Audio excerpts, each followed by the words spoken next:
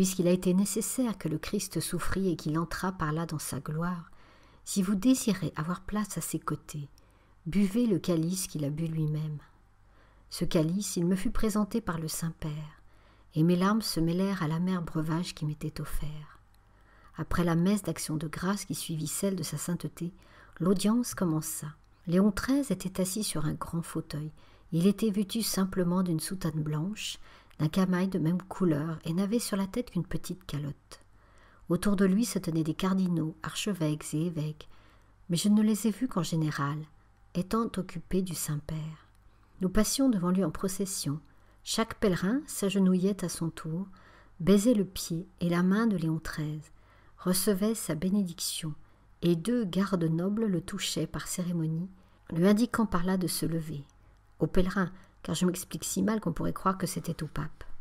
Avant de pénétrer dans l'appartement pontifical, j'étais bien résolu à parler, mais je sentis mon courage faiblir en voyant à la droite du Saint-Pierre Monsieur Révéroni. Presque au même instant, on nous dit de sa part qu'il défendait de parler à Léon XIII, l'audience se prolongeant trop longtemps.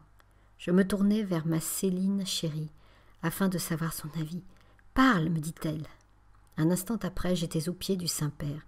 Ayant baisé sa mule, il me présentait la main.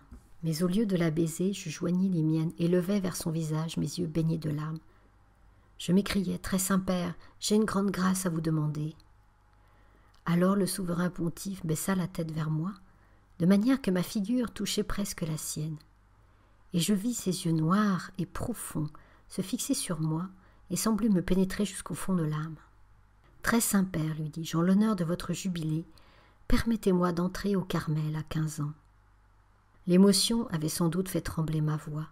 Aussi, se retournant vers M. Révéroni qui me regardait avec étonnement et mécontentement, le Saint-Père dit « Je ne comprends pas très bien. » Si le bon Dieu lui permit, il eût été facile que M. Révéroni m'obtînt ce que je désirais, mais c'était la croix et non la consolation qu'il voulait me donner. « Très Saint-Père, répondit le grand vicaire, c'est une enfant qui désire entrer au Carmel à 15 ans, mais les supérieurs examinent la question en ce moment. »« Eh bien, mon enfant, reprit le Saint-Père en me regardant avec bonté, faites ce que les supérieurs vous diront. » M'appuyant alors les mains sur ses genoux, je tentai un dernier effort et je dis d'une voix suppliante. « Ô très Saint-Père, si vous disiez oui, tout le monde voudrait bien. » Il me regarda fixement et prononça ces mots en appuyant sur chaque syllabe.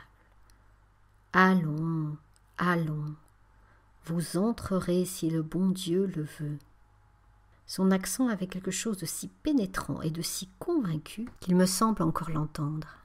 La bonté du Saint-Père m'encourageant, je voulais encore parler, mais les 2 gardes nobles me touchèrent poliment pour me faire lever. Voyant que cela ne suffisait pas, ils me prirent par les bras et M. Révéroni les aida à me soulever, car je restais encore les mains jointes, appuyé sur les genoux de Léon XIII, et ce fut de force qu'ils m'arrachèrent de ses pieds. Au moment où j'étais ainsi enlevé, le Saint-Père posa sa main sur mes lèvres, puis la leva pour me bénir. Alors mes yeux se remplirent de larmes, et M. Révéroni put contempler au moins autant de diamants qu'il en avait vus à Bayeux. Les 2 gardes nobles me portèrent pour ainsi dire jusqu'à la porte, et là un 3e me donna une médaille de Léon XIII.